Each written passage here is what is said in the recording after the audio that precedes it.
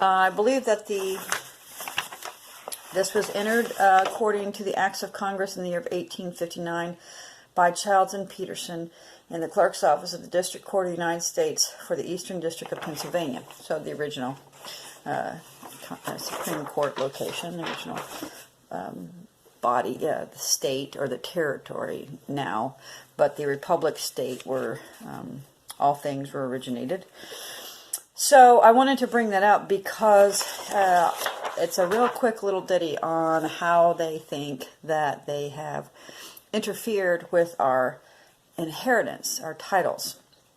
And in this particular book, again, this book is really important because he goes over the American Constitution, the United States of America Constitution, the Republic Constitution, the original one, and what each kind of phrase and wording and particularities kind of are morphed from the laws of England and what they imply in our current crown of common law, the fourth crown.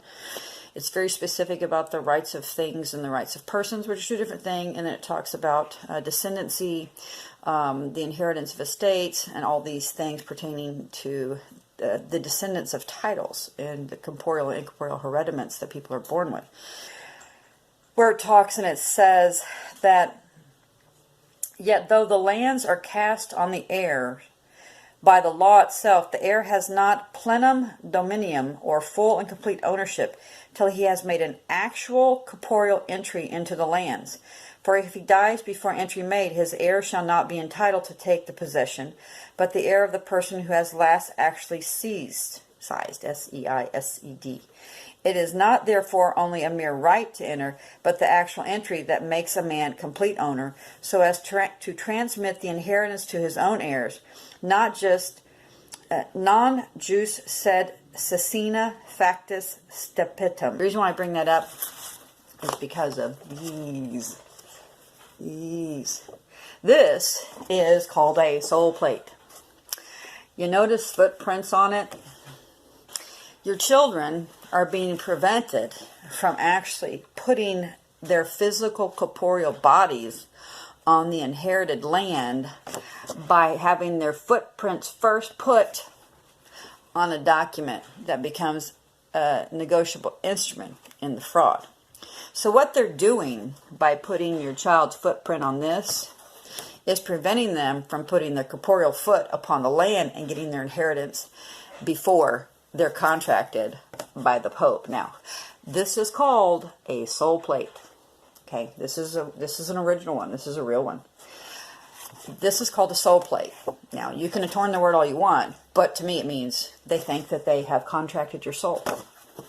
Okay, so there are all these little things that they do that people don't understand their origins in law. So the purpose of putting your child's footprint on a negotiable instrument and creating a soul plate is to contract the child by putting his actual corporeal foot on a negotiable instrument before he puts his foot on the land and gets his inheritance. So that is the origin of this act that the doctors, titles of nobility, are doing for the king and the queen and the pope. So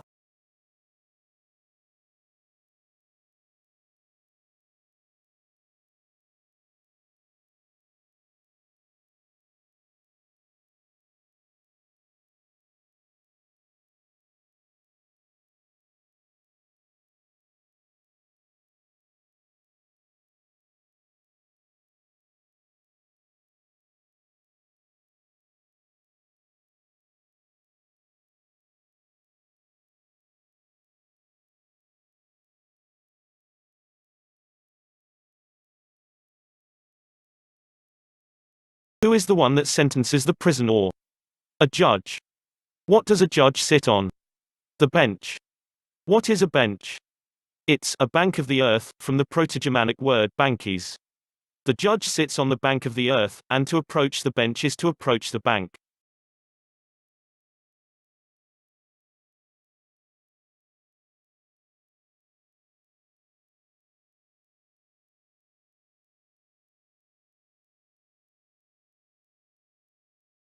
$404. The respondents admitted and stipulated that all courtrooms in America today, and specifically the alleged court of record within the above referenced alleged matter, are commercial market places dealing in matters bearing exclusively upon the private, commercial scrip known as Federal Reserve Notes (FRNs), under the jurisdiction of a foreign, occupying, militaristic power, that are managed from the bench, from the Italian banca for bank, which is broken in half, i.e. bankrupt, administered by merchant bankers called, inter alia, judges and magistrates, and who are enforcing private, copyrighted, corporate policy known as, inter alia, codes, which is wholly owned by British corporations under the aegis of the Crown. As previously stated, commerce is sex, so when you go to a court, to play a game of commerce, someone is bound to get fucked. This is why bench is also a verb that means to take out of the game, because the judge is the one who takes the prisoner off the court and out of the game, and then sticks him or her into a cell, a battery, and makes the prisoner become dead or a debtor, who has to pay his debt to society. Make no mistakes while observing truth. One needn't be in a prison to be a prisoner, just like a wild animal needn't be in a cage to be enslaved on a farm or zoo. Perhaps nowhere is this more apparent than in the world of entertainment. As established, a cell is a battery. The word ebb is a noun that refers to flowing backward or away, decline or decay, the point of decline, the flowing back of the tide as the water returns to the sea. A writ is a written document under seal and in the sovereign's name. Filing under seal protects something, usually documents, from being viewed by the public, but as covered in the previous chapter, the verb arch is to cover something with a vault, or in other words, to close tightly, fasten, bind, or block so as to prevent escape or entry, the very definition of seal. A seal is also a symbol that evidences authority, as well as something that keeps a thing a secret, like a vow. The suffix y means characterized by or inclined to. Put all of these phonetics together and the word celebrity is formed. Another name for a celebrity is a star. Most service to self entities dream of becoming stars. To my fellow servants of truth, do not accept these terms, for the stars are what they use to seal you off from your Creator. They themselves are sealed by a vow of silence, and sealed by the occult symbols of their masters. Through green language, a celebrit y, in addition to being a famous or celebrated person, is also a battery in a sovereign's name that is sealed beneath a starry vault, whose energy current is in decline and being transferred back to the sea. Which sea? The lunar sea, the sea of stars, the holy sea. Come on, kid. We're gonna make you a star. You'll have tons of fun and make a lot of money. A person cannot become a star unless he or she is willing to loan his or her celebrity to the Black Maggie. A celebrity is just an illusion, a shell of a person, a mask of a hypocrite, a battery in a sovereign's name. Just like the birth certificate. Do you remember being born? Do you remember agreeing to create a legal fiction Cestui Que Vie trust that is phonetically identical to your name but spelled in block capital letters? The document may surely exist, but do you remember entering into that contract and being sealed under maritime admiralty law by it? A birth certificate is really a birth certificate. A berth is a shelf-like sleeping space, as on a ship, because you are a lost soul on a citizen ship, a Roman slave ship, lost at sea, so the Vatican has declared itself to own everything about you, through a trust, till you return on land and declare your sovereignty. To be berthed is to be docked, anchored, or moored, but in this case, your vessel body is berthed in a depraved system of slavery, and according to the Black Maggie, your berth, your position, rank, place, listing, or role, in that system is a slave. The symbol for spirit is the trine with its apex upright. The two-dimensional representation looks like a pyramid middle fire. As explained previously, through the trapezoidal pyramid on the Great Seal of the United States $1 bill, to cap something's middle fire, its pyramid, is to sever it from source and imprison it. What is the middle fire?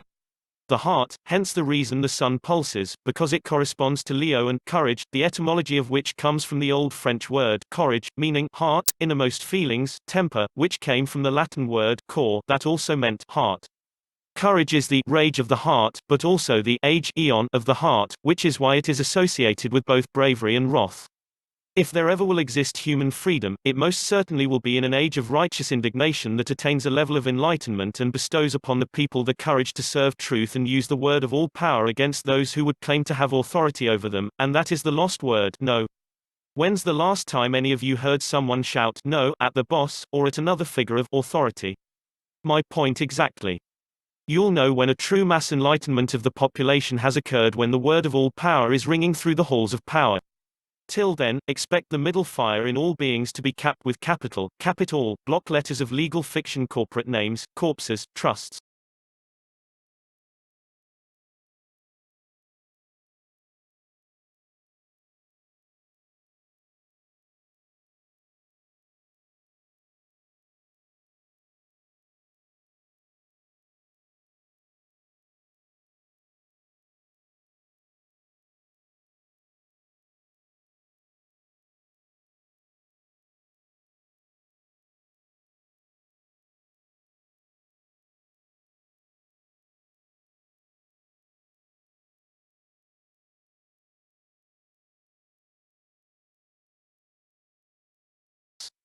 That's how the dead, is settled. The baby debtor, dead or, is liquidated and made into merchandise through the birth certificate. Welcome to sin, the moon. You were born into it, and you will die in it.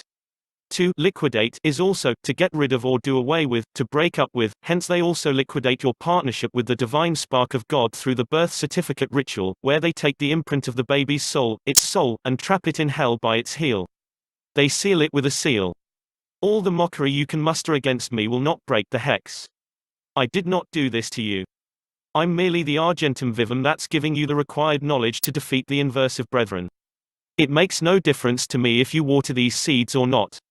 Should you continue to ignore that which is before you, it will quicken your fate with Chironzan. I have no more of an interest in your destiny than the heart of a body has in the destiny of a hemorrhoid. I view the profane as merely being a pain in the cosmic ass that will be removed one way or another, and it has nothing to do with me. My only point of contention is that the reason you are so ignorant and unlearned is that you were programmed to be that way from the beginning, so if I can help it, I'd like to arouse the divine spark of the will of creation inside of you, so that you can at least have a chance, a free will choice in the coming chaos.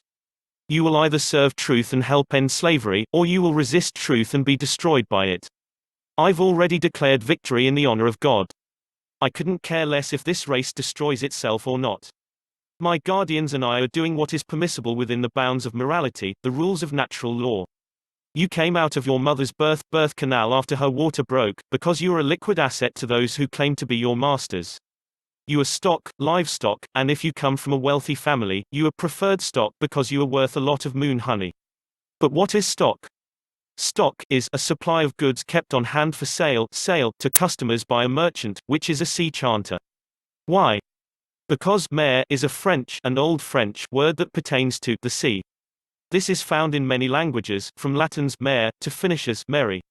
It's also connected to the Hungarian word mer, which is to have courage to do something, and also to the Icelandic word meri, which is a mare, a female horse. We see how mare not only pertains to marriage, but also the Virgin Mary, the pure sea, because in Italian, mero is pure, simple. Perhaps this connects it to the word merry, as a common expression around the winter solstice is Merry Christmas, a holiday that has more to do with consumerism and commerce these days than its beautiful shamanic origins. We see the use of mare in creatures that pertain to the sea, as in mermaids, but we also see it in words like mercy, and merchandise, and even in the sacred mountain in Hindu cosmology, Mount Meru. In French, the word dice means to say, to tell. A mare chant is a chant of the sea sung by a chanter of the sea, and this is reflected in the word mare chant dice, which is to say, tell, sing, or vocalize sea chants. We have allowed them, through the consent of golden silence, to turn us into merchandise, stock that is alive, livestock. They have made us into capital through the use of capital block seals, sigils of legal fiction black magic. In Latin, caput means head, which is also a noun meaning the greatest authority. In the dark occultist ideology, the greatest authority has the right to control. Caput all thus means to control all by right, hence the ideology of the divine right of kings, Deus meum cuju, God and my right. What is the all? The all is mind, meant. Thus, caput all means to control mind, everything, the all. Where else have we seen this? Gubernaire plus meant also means to control mind, the all. This is the commerce of government. Capital is the currency, the liquid asset medium of exchange for the sea chanters to mercilessly control everything with. Head has several meanings as a verb, to lead, outdo, direct the course of, and also, to take the head off, decapitate, behead. The eye of providence is the cerebrum, which is in the head. So when they cap that middle fire, the pyramid, they are also beheading you with that black magic trapezoid sigil. Through this chaos sorcery, the merchants get you to make transactions with them. Like sirens, they lure you with their sea chants, their deals, and the best way for them to make a transaction is to put items on sale so that they can make a sale by selling you their wares, their mere chant dice. What happens during a sale involving currency that is made of fiat paper notes or digital ether? Someone discharges debt. Dis is a Roman underworld god, where the dead debt go. When one discharges debt, he has elected to charge Dis with his electricity by directing his charges to Dis. In Scandinavian mythology, Dis is a female deity, especially one promoting fertility, the plural of which is disir. How ironic, given its phonetic affinity to desire, which we've already established as severing a sovereign from his procreative essence. But if we look at seer, it's a person who sees, but also who prophesies. Therefore, a seer is a prophet, and to disir is to remove one's ability to see, to unload a prophet. To discharge is to relieve oneself of an obligation or burden, to remove, but also to send forth. Thus, when we give payment to a merchant, we lose or give up a charge of our electricity, our currency, and send the charge forth to Dis, the god of the underworld. However, the positive polarity of this transaction is that, since we use IOU Federal Reserve notes, when we send them forth we also relieve our obligations and free ourselves from the burden. At any moment, the IOUs can be gotten rid of, the same way paper and digital currencies can be devalued, changed, or destroyed by those who believe in them. An ounce of gold or silver remains an ounce of metal regardless if anyone sees value in them. Their properties were forged by nature and will exist independently of mankind till the death of this world. The conscious solution, the solution that breaks the hex of dishonest money, is to discharge worthless IOUs to someone who believes they are worth something in exchange for gold and silver, or other tangible assets that preserve wealth and can be held in allodium. Convert imaginary units into gold and silver. It's that simple.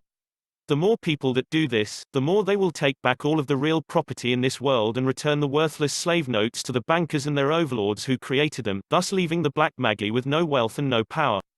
If the transfer occurs right before the people destroy the egregore of fiat currency, then the people will win and be protected from the system collapsing.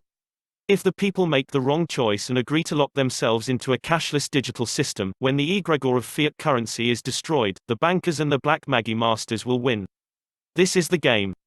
People who own nothing cannot win it. The greatest opponent is Satan, the adversary, the ego. Defeat your ego and quell the desire to get wealthy through gambling, and then make the transition back to producing real value with your labor. The lottery mindset of getting rich quick and getting something for nothing will always produce a party that loses. When the majority of humanity is participating in deals in which both parties win, then we will know harmony and prosperity. No matter how well intended, usury always runs out of solvent parties to do business with, and thus degenerates to the usurers finding new victims to sustain and preserve the lending institutions.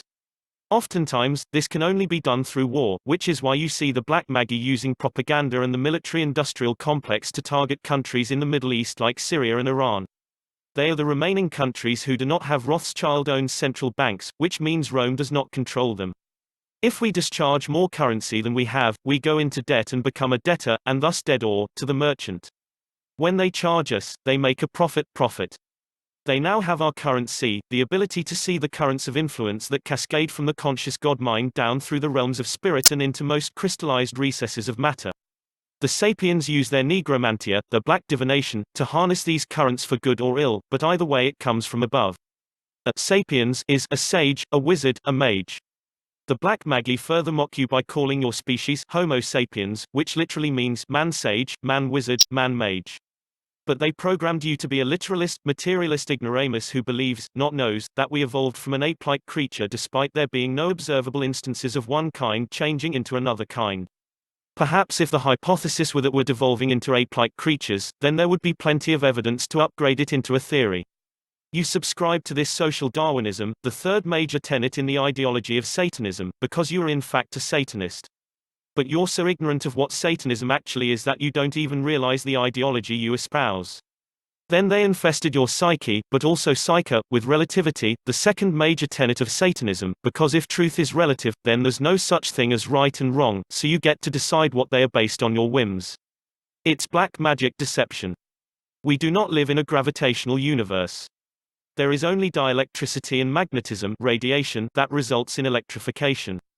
there is convergence and divergence, charge and discharge, space and counter space, and centrifugal and centripetal forces.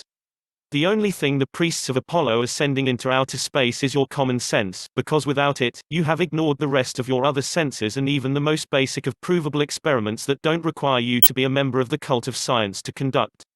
What good are eyes to those who cannot see? What good are nerves to those who cannot feel? What good are ears to those who cannot hear? The speed of sound is slower than the speed that the priests of Apollo tell you the planet is rotating at by about 250 miles per hour. Since the planet allegedly spins eastward at half the speed of some rifle bullets, one should not be able to hear anything in the west, because the speed of sound can't catch up to something that's moving faster than it by approximately 250 miles per hour. Yet you can hear the sound of thunder or fireworks in the west just fine. The reason for this is found in Aries' failure. Enough. I'm already bored of the obvious. It is in your name. You are inherently a sage, an IMGA, a mage, a mason, a builder, a creator. You don't have a choice. Act like one. Take responsibility and stop allowing people in positions of imaginary authority to dictate their whims to you, including me. Dis is also a prefix indicating reversal, negation, lack, deprivation, removal, and release.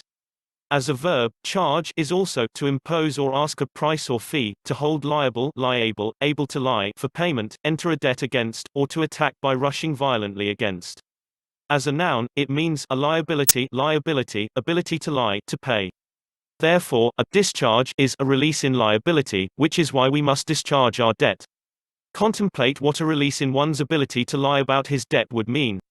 When we discharge capital, we remove or negate our right to control our currency, our energy in our G, NRG, RG, the seventh fold in the constitution of man. We remove, or caput, head, our greatest authority of all, our capital, and so we behead our seat of reason, our center of understanding, our cerebrum, the conscious God-mind, the optic thalamus, which is why so few of us are able to break free of the mind control. But it is possible. There are prerequisites, however, you can restore the Christos to the throne of God.